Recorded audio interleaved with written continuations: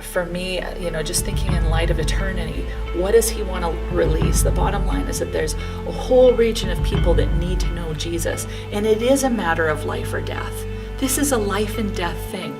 There's eternity, eternal life or eternal death on the line, and I want to see people making a choice for Christ.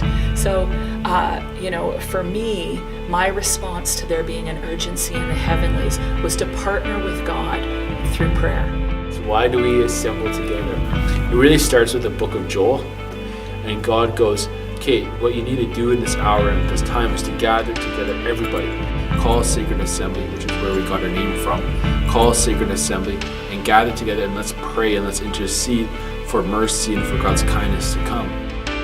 The assembly where we're making a call for churches to come together. We want to see, the whole idea of we've heard of God's fame. We've heard of your fame, God. We stand in awe of your deeds. Do it now in our day, in our time.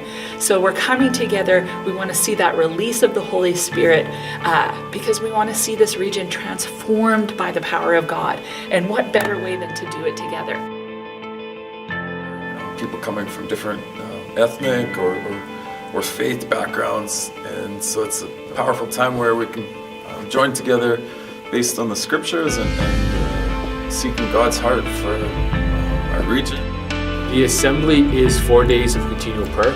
So we start on the Tuesday evening with a rally, and so from 7 to 9 p.m. on the Tuesday evening there's a rally that's going to be happening, but then once it's done, we're starting prayer, our canopy prayer, and there'll be just 2 or 3 people praying in there, and it's going to go all through the night and all day, and then all through the all night. It's going to continue all the way to Friday. And so for 4 days, literally, there's going to be day and night prayer happening in the city. Super excited about seeing this region coming together to contend for the release of the Holy Spirit in a greater way in this region.